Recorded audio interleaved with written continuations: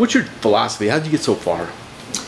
Well, for me, I think you got to have a work ethic that's like no other. I think there's a lot of people that are very talented in this game, but how hard you work, the time you put in, it's not so much the quantity as is the quality. You got to be willing to sacrifice, do some things, and have the passion. Obviously, that's probably the main thing, is to want to keep going. How about hitting? Do you have a hitting philosophy? See ball, hit ball. Has that changed at all? No, it has. You know, I think as you get older, you learn different things in your swing, different things the pitchers are trying to do. You know, you try to get smarter with what they're doing to you, but ultimately it comes back down to you got to be in a good position to hit, and you got to fire at the ball. Now, back in 2004, your passion was fantasy football. How was that? Because you're talking about competition, you want to compete even in fantasy football. Love fantasy football still. Oh yeah, I'm in 3-4 leagues every off season and got some championships under my belt now, so feeling good about that. So everything's a competition. Always. Now pitchers throw inside and outside to set up you hitters. Do hitters set up pitchers? Sometimes. You know, I think obviously pitchers have the advantage with that because they can see, you know, if we're opening up, doing whatever. But I think we will sometimes. You know, you might take a pitch automatically knowing that they might throw something else. You know, so they might think, oh man, he's not going to bite at my slider, and then he throws you a fastball. So, but typically the pitchers have the advantage on that. Now, over the years, they always talk about the first-round draft picks. And the first-round draft picks, sometimes within organizations, are getting passed up by guys drafted in the later rounds. So why does that happen? Sorry, say that again? The first-round draft picks get passed up in the later rounds. Why does that happen? That's a good question. I don't, you know, I think teams kind of have a certain thing of what they want sometimes, maybe a mold or a guy, and, you know, maybe a guy doesn't want to sign or he wants this kind of money. So, you know, the draft's weird with that. You know, a lot of it comes down to signability.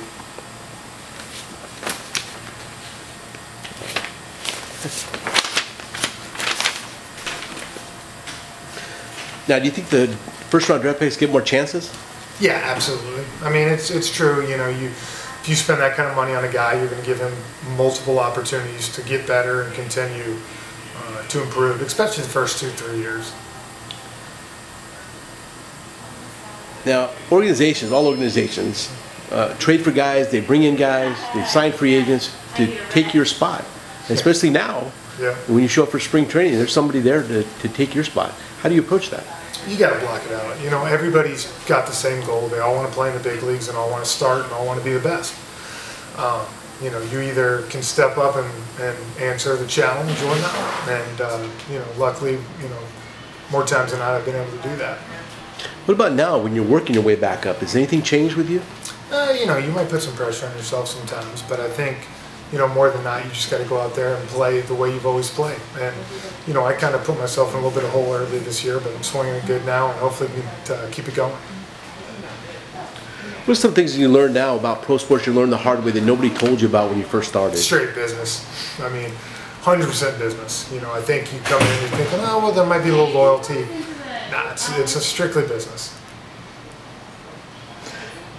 I was talking about chemistry in the clubhouse. How do you think about chemistry in the clubhouse? Has it changed over the years?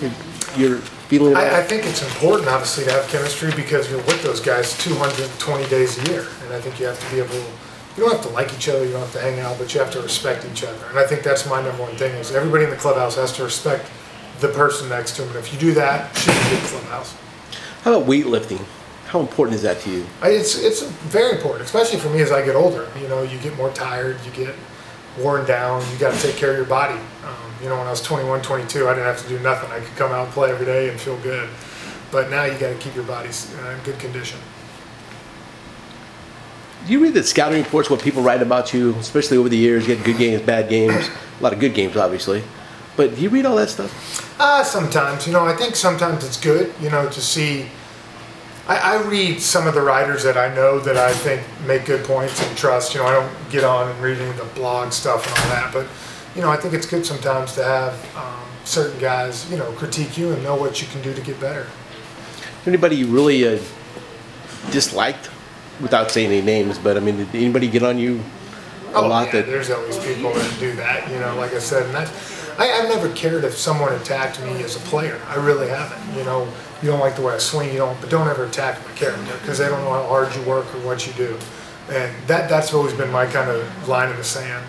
'Cause I think kids, read sports pages and stuff like that, and criticize the athletes and stuff like that. But how do you take that? Do you take it personal sometimes? My dad always told me something at a young age, and going good or bad, that you're never as good as you think you are, and you're never as bad as you think you are. And I think I've always tried to stay in that, because when you're going good, they're going to write great stuff about you. When you're going bad, they're not. So I think you try to stay even keel and know that if you're having a tough time, it's going to get better. And if you're going good, just ride it out, because you know it's going to go down at some point.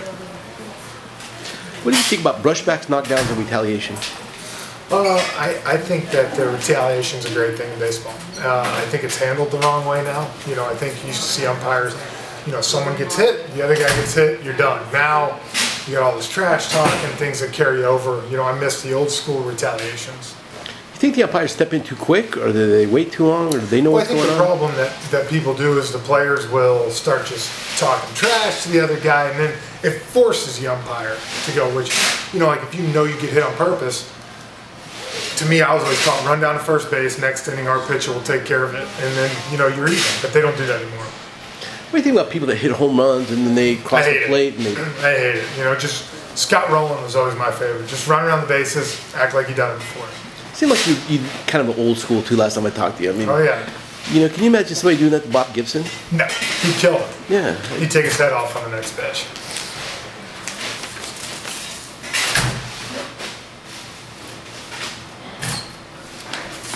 What are your thoughts about being traded now, since your career's been in the major leagues a lot of times? These days in baseball, it's so rare to see a guy play with one team the whole time. It just does not happen. From free agency to, really now, the money-wise, you've got teams that might put a lot of money in and in 10 years might take a step back. The Astros, for instance, when I first came up and played in the playoffs in 05, they had Bagwell, Biggio, Berkman, Clemens, Pettit, all these guys making lots of money. Now you have the lowest payroll. So it's tough to always find that. Guys that have done it, your Chippers, your Jeters, kind of higher payroll teams. So that's all.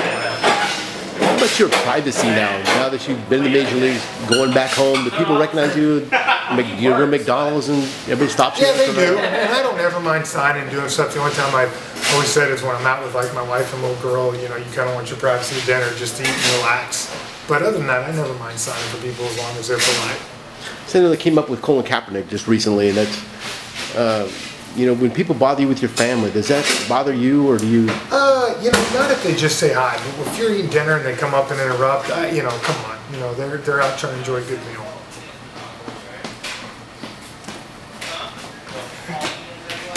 And what would you tell a high school kid about professional baseball? That it's a lot of fun. It's a lot of work. It's a great profession. You got to be ready to make sacrifices. And work hard. And when someone kicks you down, you got to get back up and keep going forward. Anything about baseball all these years that nobody's asked you about that you really want to tell everybody? Probably the part you're going to miss most when you're done are the teams, the bus rides, the hotels, the dinners, the camaraderie. That's the part I'm going to miss.